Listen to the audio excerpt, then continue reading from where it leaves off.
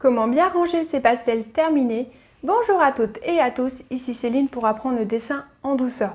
Alors je vous partage tout dans quelques instants. Si vous découvrez la chaîne, pensez bien à vous abonner et enclencher la cloche pour ne pas rater les prochaines vidéos. Alors aujourd'hui je vais vous donner mes petites techniques pour bien ranger ces pastels, que ce soit en cours de création ou en finalité également si on souhaite les offrir. Donc on va commencer première étape, comment bien faire pour ne pas abîmer son pastel en cours de création. Donc on peut venir pasteliser de plusieurs façons, donc que ce soit à plat, sur chevalet ou sur une table inclinée. Donc pour ma part, je travaille sur table inclinée. Pourquoi? Parce que j'ai des chats. Donc les chats, ils aiment bien se frotter à nos dessins, ils aiment bien dormir dessus. Donc c'est pas que ça me dérange, mais le problème c'est qu'une fois que je reprends mon pastel, en fait il va y avoir des petites traces de pâte ainsi que des poils sur le pastel. Donc c'est pas super, donc pour ça je travaille sur table inclinée et également pour protéger mon dos. Donc ça, si tu veux, je te ferai une vidéo par la suite. Donc si tu es intéressé pour une vidéo par rapport à l'ergonomie, je t'invite à me laisser un petit commentaire en barre en lien de description. Alors, quand on veut dessiner proprement sans mettre du pastel partout, que ce soit à plat ou incliné ou sur chevalet, il y a plusieurs techniques qu'on peut mettre en place. Donc c'est la technique surtout de ne pas oublier le fameux papier cristal. Donc si on travaille sur plan incliné, que notre feuille est bien fixée avec un scotch, un pâté à fixe, tout dépend comment on fixe notre support, on n'aura pas besoin de mettre de papier cristal. Par contre, quand on va être en cours de création, pour éviter les frottements, là on peut travailler avec le papier cristal. Si de votre côté vous travaillez à plat et qu'une fois votre dessin est en cours ou presque terminé, je vous invite à le recouvrir d'un papier cristal ou d'un papier calque pour éviter justement que malencontreusement un de vos animaux vienne se coucher dessus. Donc ça peut arriver, ou même tout simplement on va l'oublier et là, aïe, la bêtise. Donc je vous recommande justement de le protéger avec ce fameux papier cristal. Donc une fois que l'œuvre est terminée, vous avez plusieurs possibilités. Donc c'est soit de l'encadrer, soit de le ranger, ou soit de l'exposer. Donc tout dépend ce que vous souhaitez faire. Alors, si vous souhaitez vraiment le ranger proprement, j'ai ma petite astuce.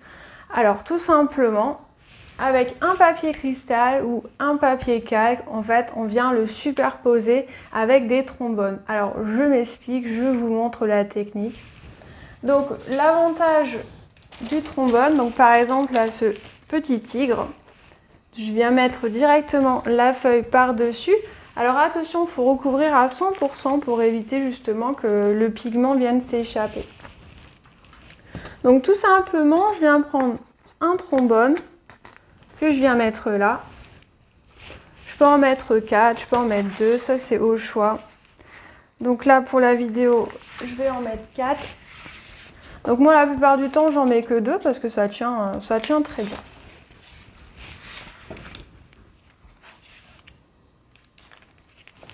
Alors voilà, donc l'avantage de cette technique en fait, c'est qu'on peut manipuler notre pastel sans que le papier cristal, en fait, il vient se faufiler de partout. Donc ça permet de ranger, de pouvoir par la suite venir admirer son œuvre si on souhaite uniquement le ranger et non l'exposer. Donc ça permet également aussi si on souhaite comment dire, l'emballer ou autre, ça permettra vraiment que ça ne bouge pas. Le gros avantage en fait, c'est que ces trombones là en fait, elles n'abîment pas le papier, elles n'abîment pas la création. Donc c'est vraiment tip top. Donc j'ai vraiment mis cette pratique il n'y a pas si longtemps que ça, donc c'est avec plaisir que je vous la partage. Donc une fois que c'est fait, on peut la ranger dans des cartons. Donc c'est des pochettes à carton qui sont spéciales pour les dessins. Alors il y en existe plusieurs formats. Donc comme vous voyez là, il y en a déjà pas mal. Donc en fait, là j'ai toutes mes créations de rangée. Donc comme vous voyez, j'ai la technique pour pouvoir les ranger proprement et ainsi pouvoir les manipuler sans aucun souci. Donc par exemple là, le chat. Donc là, sur ce modèle-là, bah, j'ai pas pris forcément à taille, étant donné que sur le tour du kiwi, j'ai pas dessiné, donc j'avais pas besoin de mettre de papier. Donc ça fait aussi économiser du papier. Alors moi, pour le rangement, pour les grandes feuilles, je range avec du papier cristal. Par contre, pour les petits formats, j'achète, c'est du papier calque traditionnel qu'on peut avoir en supermarché, ça ne coûte pas trop cher. Donc je viens le mettre par-dessus avec mon trombone. Donc j'ai testé, la couleur elle ne bave pas. On peut les manipuler sans en mettre partout, donc c'est vraiment tip-top idéal. Donc après on a l'étape numéro 2, c'est de vouloir les encadrer. Donc si on souhaite l'encadrer, c'est avec passe-partout ou non. L'avantage du pastel mat, c'est qu'on peut venir le mettre sans passe-partout, sans que ça vienne frotter et baver sur la feuille, parce qu'en fait, l'avantage, c'est que le pigment reste bien accroché sur notre feuille. Donc il peut en avoir un petit peu sur le cadre, mais c'est vraiment très léger. Donc c'est ça l'avantage du pastel mat. Donc c'est comme derrière en fait, donc j'en ai avec passe-partout et sans passe-partout.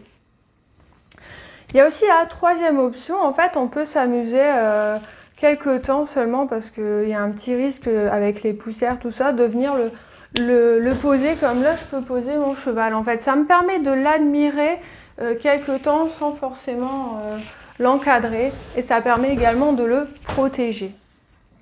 Parce que justement il y a ce risque justement de frottement ou même de poussière.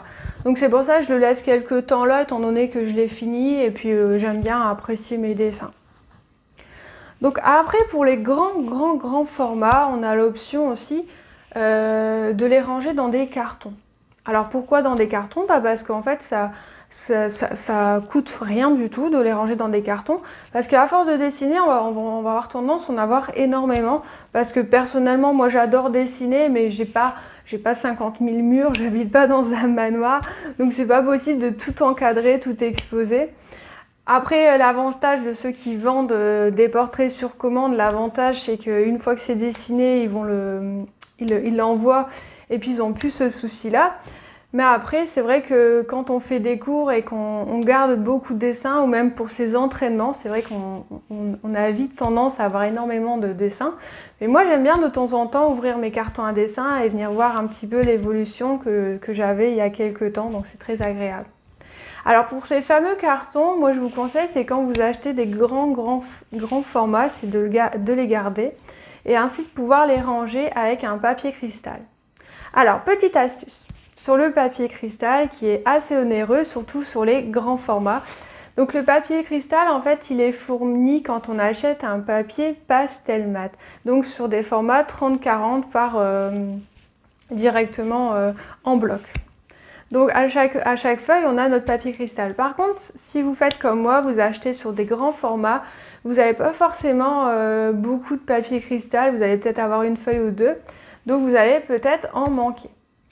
Donc la petite astuce, si jamais vous avez que des petites feuilles, genre 30-40, et ben en fait c'est tout simplement de venir les poser avec des trombones sur votre feuille. Ainsi, ça permettra de protéger votre œuvre à moindre coût. Donc ça, c'est vraiment une petite astuce que je vous conseille.